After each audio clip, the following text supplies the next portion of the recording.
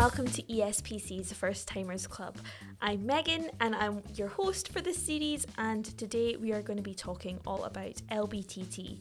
So we mentioned LBTT quite a lot in this episode, which is an acronym for Land and Buildings Transaction Tax.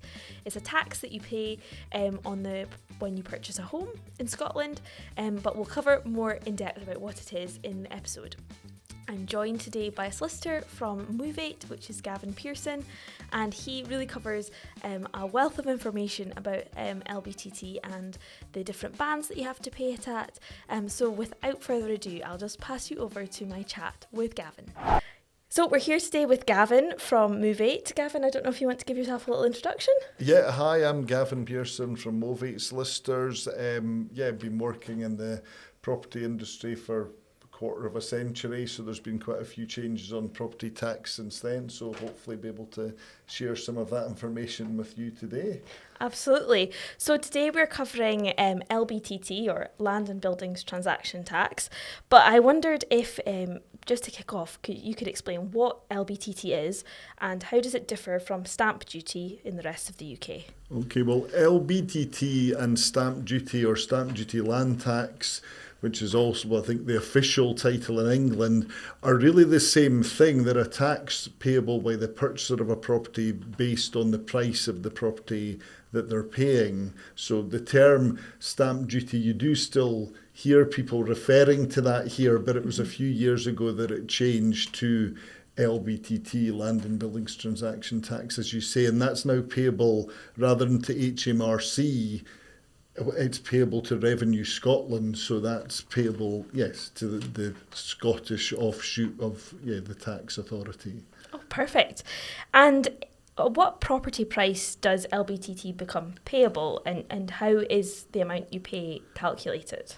So yes, so for everyone, excluding first-time buyers, the rate starts at any price over £145,000. So if you bought something at exactly £145,000, nobody would have to pay any LBTT. For first-time buyers, the paying LBTT kicks in at anything over £175,000. So again, if you were a first-time buyer and bought at exactly £175,000, you wouldn't have to pay anything because of the relief available to first-time buyers. So it's then calculated in bands as a percentage of the price. So for instance, from 175,000 to 250, that attracts a tax at 2%, and then the next band is a different percentage. So there are calculators, and solicitors can help with exactly what that is. So, yeah. Yeah, absolutely. I know there's lots of sums if you get above that at 250.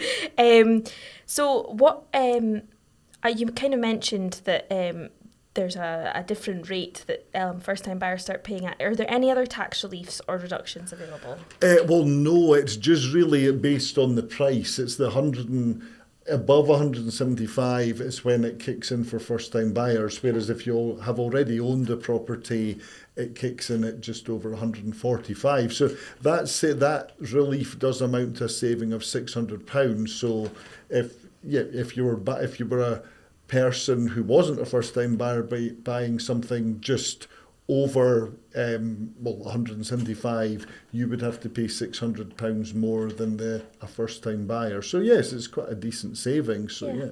Absolutely.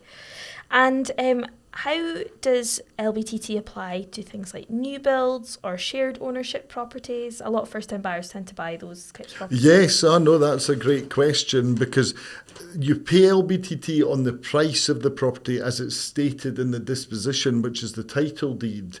So that's the same for all properties, including new builds and shared ownership properties.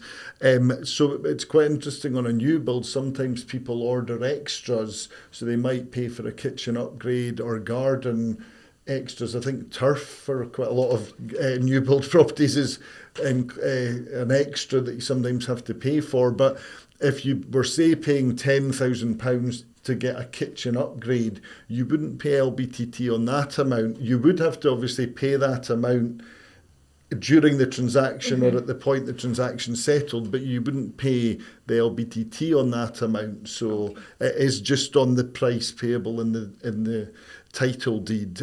For shared ownership properties, that means, say you were buying a 25% share of a property, you would only pay on the price you were paying for the 25% share. Okay. And just to avoid any confusion, some listeners might have heard of shared equity properties if they were thinking of buying or had the opportunity to buy under the lift scheme, for instance. Yeah. Shared equity properties, you do pay on the full price. That's a different category. So sometimes people aren't 100% sure of the shared ownership and shared equity, but this isn't maybe the podcast to go into that. But if you were buying a whole property using the lift scheme, you would pay on the whole price. Okay. So, yeah. Oh no, I think that's really interesting and good for first-time buyers to know. So when is LBTT due during the property buying journey, and who handles the payment? Right, yes, another good question. So it's payable at the moment you complete a transaction, so that's called the date of entry or the completion date. So when you basically, the day you get the keys, that triggers the LBTT liability, and the government have made the arrangement so that your solicitor can't register your title deed, the disposition in your favour, until the LBTT form has been submitted. So within a few days of you getting the keys, your solicitor would submit an online form to Revenue Scotland, and then they would all just really at the same time make a payment of the LBTT. So it's just to be clear that you would need to pay that to your solicitor before along with your deposit or the difference between the mortgage and the price. It was just to say you'll need to lodge the LBTT at least a working day before your date of entry, just so the solicitor can immediately pay it out when the transaction settles. So. And what should first-time buyers be aware of when budgeting for LBTT on top of other costs? Yeah, well, that's another excellent question, because that can catch some people out. They can maybe be surprised. When you obtain a quote from your ESP solicitor when you're thinking of purchasing, that's the best way of budgeting, because some people like doing their own research, but there can be things that they're not aware of or reliefs or such like. So it's very important to get a quote from an ESPC solicitor. But remembering that you might have just said that your budget is, say, 200,000, so the solicitor will give you a quote based on that. But what you might do is end up offering for something 250,000, your budget might change, so you should always ask for a revised quote to make sure you're getting the right figure. So that's the first thing. Also, you can't borrow money against the LBTT. So if your LBTT, and we can maybe go through some examples shortly of the band, if your LBTT amount was £10,000, you would be having to come up with the difference between your mortgage amount and the price.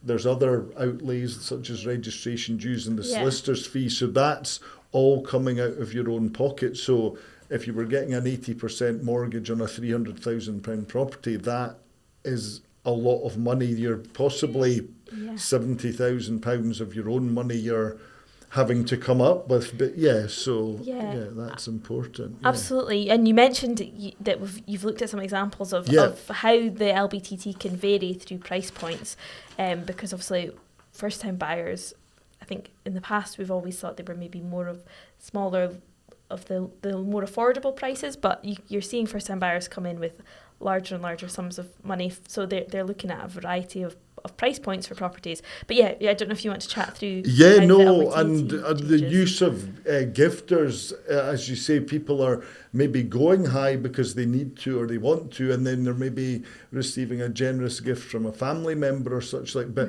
if you go into the higher price points, it can make quite a big difference. So for instance, if you're purchasing a property at £200,000 as a first time buyer, the LBTT is £500.